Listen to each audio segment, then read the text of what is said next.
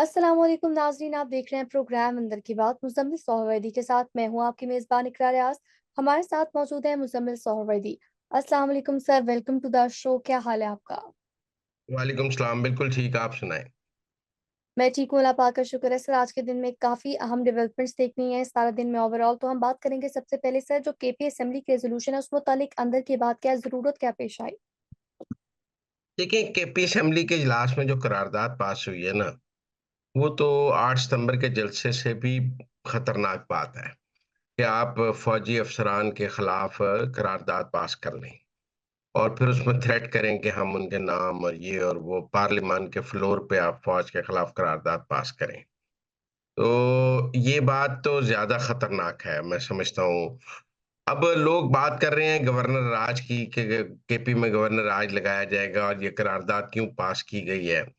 लेकिन आप ये समझें कि ये करारदाद पास करने का मकसद यही है कि हम अगर शहीद हो जाएँ, तो हमें शहादत का रुतबा मिल जाए और फॉर्म कहें कि हमने करारदाद पास की थी, तो हमारे खिलाफ गवर्नर राज लग गया और सब कुछ हो गया।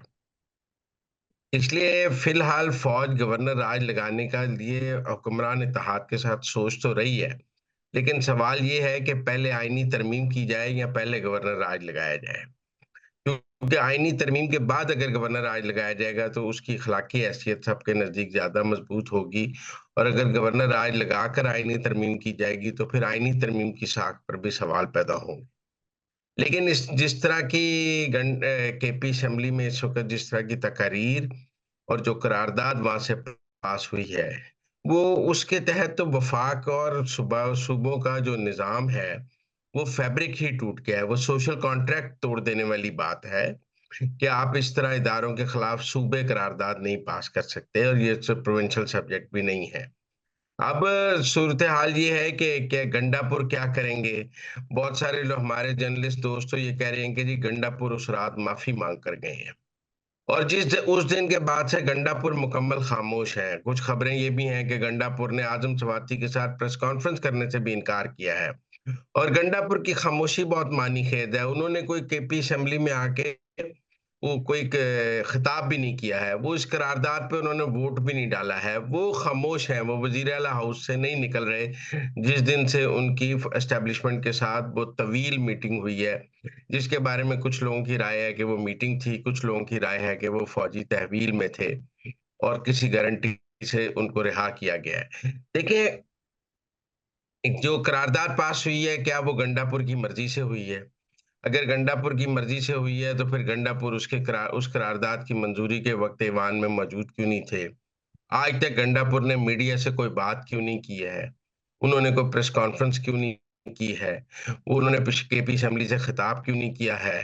वो बात क्यों नहीं कर रहे हैं? उनकी खामोशी की वजूहात क्या हैं? क्या वो मोमेंटम बना रहे हैं किसी बड़ी जंग का? तो ये तमाम सवालात जो हैं वो इस वक़्त हर तरफ गर्दिश कर रहे हैं और गंडापुर की खामोशी जो है वो हर रोज़ एक नए सवाल को जन्म दे रही है। जो दोस्त कह रहे हैं कि जी वो अपने कहे हुए हर लफ्ज़ पर कायम हैं और जो दोस्त ये कह रहे हैं कि गंडापुर एक शीशा पिलाई दीवार की तरह खड़े हैं, उन दोस्तों की खिदमत में भी ये अर्ज़ है कि ज़रा गंडापुर ये लफ्ज़ 2 ये फ़िक्रा अपनी ज़ुबान से कह दें तो सारा भ्रम दूर हो जाएगा। और जो दोस्त ये कह रहे हैं कि गंडापुर का सॉफ्टवेयर अपडेट हो गया है, उस उनके लिए भी ये अर्ज़ है कि गंडापुर कह दें कि मैं अपने अल्फाज वापस लेता हूँ और मेरा ये मतलब नहीं था।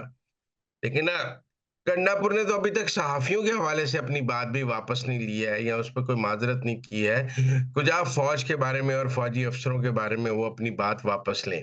लिहाजा आप ये समझें कि गंडापुर की खामोशी ने दोनों तरफ के लोगों को अपनी-अपनी राय देने का मौका दिया हुआ है। माफ़ी वाले कह रहे हैं कि माफ़ी माँग गया और शीशा पिलाई दीवार वाले कह रहे हैं वो शीशा पिलाई दीवार की तरह खड़ा है। अब गंडापुर कहाँ खड़ा है ये एक बहुत बड़ा सवाल है। अगर तो उस रात गंडापुर एस्टेब्लिशमेंट के साथ मुक गया है और जो इस वक़्त केपी असेंबली में हो रहा है वो गंडापुर की मर्ज़ी से नहीं हो रहा बल्कि इमरान खान की मर्ज़ी से हो रहा है और वो गंडापुर पर एक किस्म की गंडापुर की नहीं चल रही केपी में तो ये एक और सूरत-ए-हाल है।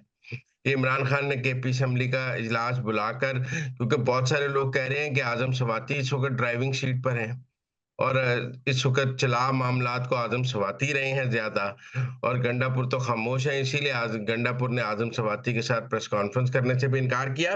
तो मैंने ये सारी गुफ्तगू इसलिए की है कि केपी का मंज़रनामा काफ़ी हद तक क्लियर नहीं है। सबसे पहले तो ये क्लियर नहीं है कि गंडापुर कहाँ खड़ा है। आप ये समझें, गंडापुर, जब तक गंडापुर अपनी ज़ुबान से कोई बात नहीं करते, तो बाकी सब कहानियाँ हैं। माफ़ी भी कहानी है और शीशा पलाई दीवार भी कहानी है। मेरे लिए दोनों कहानियाँ हैं, क्योंकि मैं तो गंडापुर के मुँह से सुनना चाहता हूँ कि वो कहाँ खड़े हैं। उन्हें बताना चाहिए कि वो उस रात कहाँ थे। ये जो करारदाद है कि हम फौजी अफ़सरों के नाम लेंगे, तो क्या गंडापुर भी बताएँगे कि वो उस रात किन फौजी अफ़सरों के साथ मुलाकात में थे? क्या वो डीजीआई था, डीजीसी था, सेक्टर कमांडर था, या कोई और लोग उनको मिल रहे थे? फौज की आईएसआई नहीं थी, मिलिट्री इंटेलिजेंस थी जो उनसे बात कर रही थी। कौन बात कर रहा था उनसे? उनको डिस्प्लेयर किस लेवल पर कन्वे किया जा रहा था? और वो कहती हैं उस जगह पर जैमर्स थे जहाँ वो बैठे हुए हैं, लिहाज़ा उनका मोबाइल नहीं चल रहा था। तो ऐसी कौन-सी जगह थी जहाँ पर जैमर्स थे और वो इस्लामाबाद में कहाँ है? तो इसलिए मेरे नज़दीक जो केपी का मंज़रनामा है, वो बहुत कन्फ्यूजन का शिकार है। किसी एक स्टेज पर ऐसा भी लगता है कि ये गंडापुर के मज़ीद कंट्रोल में नहीं है, और एक स्टेज पे ऐसे भी लगता है कि एक स्क्रिप्ट के तहत इमरान खान जी। केपी से फौज पर हमला कर रहे हैं, क्योंकि उनके नज़दीक केपी एक सॉफ्ट बेली है, और वहाँ से फौज पर हमले में फौज एक हद से ज़्यादा रिएक्ट नहीं कर सकती। केपी में लॉ एंड ऑर्डर का भी मसला है, केपी में ट्राइबल एरिया का भी मसला है। वहाँ फौज एंगेज्ड है बहुत हद तक दहशतगर्दी की लड़ाई में। तो क्या फौज वहाँ पर कोई एडवेंचर कर सकती है, या फौज वहाँ पर अपने खिलाफ इस तरह की करारदादों को कर सकती है? क्योंकि आज म कहीं ये भी कह रहे थे कि मंजूर पशीन को गंडापुर ने मुलाकात के लिए बुला लिया, लेकिन बुलाया तो नहीं, लेकिन ऐसी खबरें रोज़ जन्म ले रही हैं कि जी वो एंटी फौज केपी को एक फौज के खिलाफ हब बनाने की कोशिश की जा रही है, और एक प्लानिंग की जा रही है कि केपी को फौज के खिलाफ एक मरकज़ के तौर पर तहरीक-ए-इंसाफ इस्तेमाल करे। अगर तो ऐसे कोई डिज़ाइन इमरान खान ने डिज़ाइन किया है और प्लानिंग की है, तो उसका उसका काउंटर क्या गवर्नर राज है? मुझे सिर्फ़ गवर्नर राज के नतीजे में ये सारी प्लानिंग जो है वो नाकाम हो जाएगी, और आपके ख़्याल में फैसल करीम कुंडी ये सब कुछ हैंडल कर लेंगे, और वो जो है वो आज Bilawal Bhutto charter of parliament की बात कर रहे हैं। तो पीपल्स पार्टी का गवर्नर वो सारे गवर्नर राज के मकासद पूरे कर देगा, फ़ौज के जो गवर्नर राज लगाने के मकासद हैं, कि वो गवर्नर राज लगाने के बाद भी चार्टर ऑफ डेमोक्रेसी और चार्टर ऑफ पार्लियामेंट की बात करेगा। तो वहाँ तो अभी फ़िलहाल गवर्नर पीपल्स पार्टी का है, और पीपल्स पार्टी भी इस विकेट के दोनों तरफ खेल रही है, एक तरफ तो नहीं खेल रही है। तो इसलिए मेरे ख़्याल में केपी के मंज़रनामे के हवाले से जो इस्लामाबाद में गुफ्तगू है, वो बहुत कन्फ्यूज़्ड है, क्योंकि गंडापुर भी कन्फ्यूज़ सिग्नल्स दे रहे हैं। ये मंजरनामा अभी कुछ दिन लगेंगे क्लियर होने में। मुझे लगता है फौज के और केपी में गंडापुर के मुज़ाकरात अभी जारी हैं। उस रात अभी कुछ तय नहीं हुआ है, और जो तय नहीं हुआ है उसके बाद गंडापुर खामोश है, और वो उनकी खामोशी ये है कि उनके मुज़ाकरात दरमियान में है। गंडापुर देख रहे हैं कि अगर तो गवर्नर आज लग जाना है तो वो कोई और स्टैंड लेंगे, अगर उन्होंने कंटिन्यू करना है तो कोई और स्टैंड लेंगे। तो मुझे लगता है खेल अभी दरमियान में है। आज मैं ये कह दूं कि ऐसा होगा, तो अभी तो जिन्होंने करना है उन्होंने भी फैसला नहीं किया कि उन्होंने कैसा करना है। सर आगे बढ़ेंगे और कुछ बात करेंगे कौमी असम्बली में जो आज इजलास हुआ है, दोनों तरफ से धुआंधार तकारीर की गई हैं, इजहार ख्याल किए गए हैं। तो सर बैरिस्टर गौहर की जानिब से कहा गया है कि हमारी तरफ से सिर्फ 10 अराकीन असम्बली में पेश हुआ करेंगे, पार्लियामान आया करेंगे, बाकी सब जो हैं वो तब तक असम्बली में नहीं आएंगे जब तक 10 सितंबर को जो हमारे अराकीन के साथ हुआ, हमें उठाया गया, गिरफ्तार किया गया, तब तक हमें मुतमईन नहीं किया जाता। इस मुतालिक आप क्या कहेंगे? देखिए, खेल है आईनी तरमीम का। एक तरफ कहा जा रहा है वोट पूरे हो गए हैं, और अगर ये 8 सितंबर के जलसे का तनाज़ा ना पैदा होता, गिरफ्तारियाँ ना होती, तो आईनी तरमीम जो है वो आ जानी थी। दूसरी तरफ कहा जा रहा है कि आईनी तरमीम के वोट अभी पूरे नहीं हैं, और मौलाना फजलुर रहमान के इनकार के बाद सारे वोट जो हैं वो पीटीआई से पूरे करने हैं, क्योंकि मौलाना की जो डिमांड्स थी, वो पूरी की ही नहीं जा सकती थीं। आप देखिए ना, मौलाना तो बलूचिस्तान भी माँग रहे थे, केपी भी माँग रहे थे। उनका तो ख़्याल है कि इस आईनी तरमीम के एवज़ वो जो चाँद भी माँग लेंगे तो हुकूमत को चाँद देना चाहिए। अब ये तय हुआ है कि माइनस मौलाना फज़लुर रहमान आईनी तरमीम की जाए और उसके वोट पूरे किए जा रहे हैं। तो अब पीटीआई को ये पता है कि उसके अरकान ही तोड़कर आईनी तरमीम होनी है। लिहाज़ा जो ये है ना कि हमारे सिर्फ़ 10 अरकान आएँगे, ये वो 10 लॉयलिस्ट आएँगे जिनके बारे में उनका ये ख़्याल है कि ये कभी नहीं टूट सकते। बाकियों को केपी में महफूज गंडापुर के पास रखा जाएगा ताकि वो इस्लामाबाद आए ही ना, और वो केपी में ही हुकूमत की केपी हुकूमत की तहवील में रहें, इस तरह ताकि वो टूट ना सकें। क्योंकि ये कोई एहतजाजन लोगों को ना आने का फैसला नहीं किया गया कि बैरिस्टर गौहर ने कहा कि रोज़ 10 लोग आएँगे, बाकी नहीं आएँगे। असल में शक है पीटीआई को कि हमारे को 14-15 लोग, 20 लोग टूट गए हैं या हमारे लोगों को तोड़ के आईनी तरमीम की जा रही है।